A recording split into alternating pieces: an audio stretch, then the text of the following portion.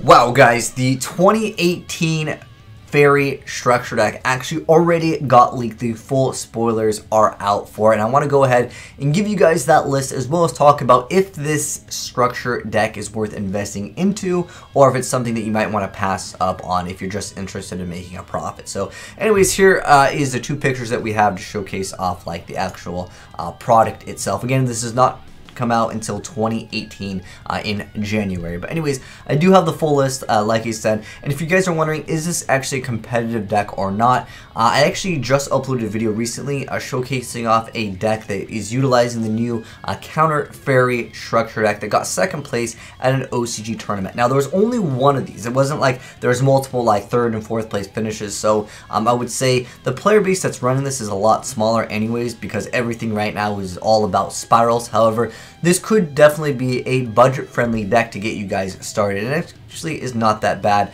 And I actually did upload a video a while back on this. If you guys are interested in watching how the deck plays utilizing the new cards, I'll leave that also down below in the description box. So yeah, you guys got a deck profile as well as the stuff in action. But we're here to kind of go over some of the best cards and talk a little bit more about it. So like I said, here's some pictures of it.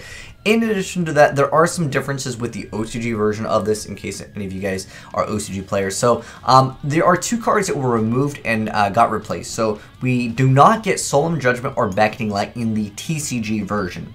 And then in the TCG version, we get Dark Bribe and Recall. Most of you guys probably, well, this card not exactly needing a reprint in the first place, but Dark Bribe got a reprint a long time ago in another like structure or starter deck.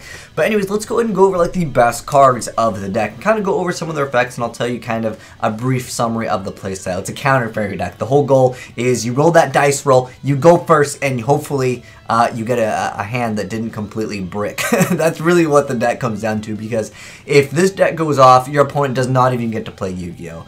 However, the consistency of the deck can definitely be hurt. Now, as far as like its money cards, like what are the cards, the best cards in this set as far as like monetary value?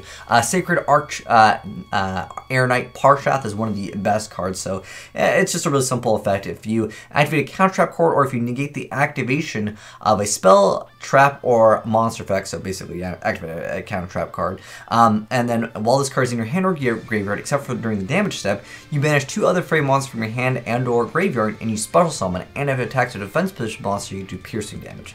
But whenever it inflicts damage to your opponent, you get to add one Parshath or one counter trap card from your deck to your hand.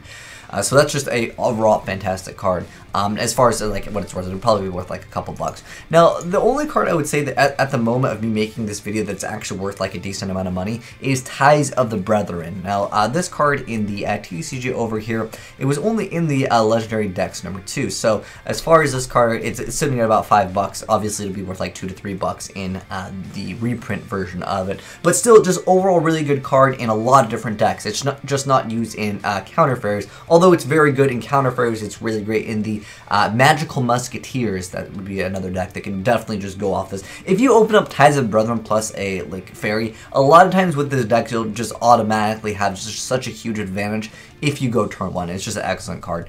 Next up, this card also got a reprint in here in the TCG. Technically already got a reprint already. A lot of these cards, guys, they technically got reprints just like a while back. But this is a card that was a secret rare, and it's only worth like $1 anyways. But I wanted to mention real quick that this is like, I mean, out of all the money cards in this, well, again, a lot of these cards just already had a reprint. This is another newer card. It's Minerva Scholar of the Sky. I actually did a video basically making a build basically around just this card. But each time a counter trap card is activated, gains 500 attack immediately after it resolves, and then if Sanctuary in the Sky is on the field, you get to add one counter trap card with a different name from the activated one from your graveyard to your hand. It's a really decent card, just kind of gets the game going when you open up with this card. It definitely can help out with other monsters that can just attack over your smaller monsters, because for the most part, in the very beginning of the duel, you're just going to have a lot of these small monsters. Again, with Tithes of the Brethren, you're going to be summoning those, and then you'll have a bunch of monsters with like mediocre attack. We're talking like under 2,000, so a lot of times your opponents will be able to attack all of them, but the whole goal for the deck is to stop your opponent from even getting to play in the first place. Next up, another new card is the Power Angel Valkyria. So if you negate the activation of a spell or trap card or a monster effect, you get to add 1 light fairy monster from your deck to your hand. So that's kind of cool. You can actually start adding some like the Heralds. That has been a popular thing that I've seen. However, in the build, they do not play this card. It could just be too slow of a card, and I understand that because everything needs to be super fast. There's also a reprint of Guiding Ariadne in the TCG. We did already, again, have a reprint of this card, but it's still a fantastic card. It's one of the best cards still in the new structure deck. Another really great card, Archlord Christia. However, again, it already got reprinted. These are reprints on top of reprints. But Archlord Christia, it can definitely shut down certain decks. And then there's also a new card called Eva. So this card, whenever it's sent from to the graveyard, you get to banish up to 2 other light fairy monsters from your field and or graveyard.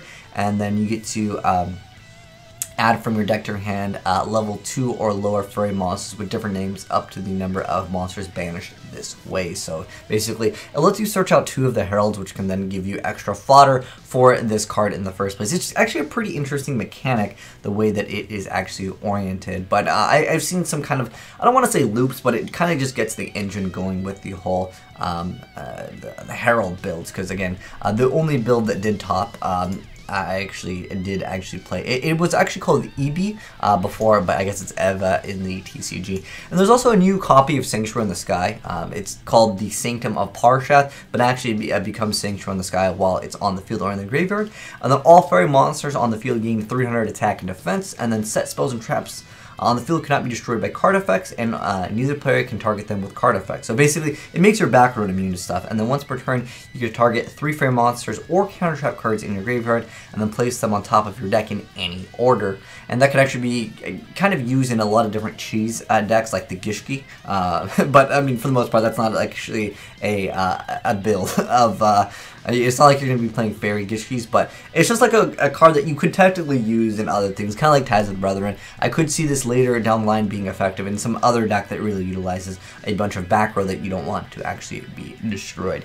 Now, like I said, as far as most of these stuff in the deck now, we're looking at the full spoiler list, and I'll link it down below if you guys want to just read it. You also do technically get a token over here, but for the most part, all the cards got like reprinted anyways. Like, for example, cards like Archlord Christia, Athena, Tithes. These were all secret rare fairy cards. They were once at one point like very expensive. Like they were like minimum like $10. Galen Duo also that card was like $30 for the longest time. It's because it was a very hard to get secret rare. However, they've gotten reprints like once, twice, even 3 times for some of these cards. Like for example, there's I need to go over Solemn Warning. I feel like people already mostly they have those cards anyways, but it is definitely a nice card to have it. And you do technically get all the heralds, you get honest, but I didn't really feel like those were like really key and important, because again, if you're playing Yu-Gi-Oh, you probably already have like your one Solemn Warning anyways. But as far as like the money cards, it kind of felt like it's really mediocre in this set. Again, I feel like Tithes of the Brethren is pretty much the only card that would be worth monetary value, that's just like a card that we'll see play like later down the line, that's not in this counter fairy structure deck in general. But like I said, going back to this, let me know if you guys feel like I missed out on anything that was really like worth a lot of money, that's maybe worth like over $5. But in terms of investing into this to like resell, I feel like there's a few cards that are worth $2 or $3, but overall it's probably not something that you're going to be able to resell and make over $10, which is the retail price for this. You know, I also wanted to mention one thing that would have been really cool, you know, Konami, because I know sometimes they do watch my videos. Since we have this whole thing where you can download, like it's advertisement for Duel Links right at the bottom, and there's probably a lot of product that has this.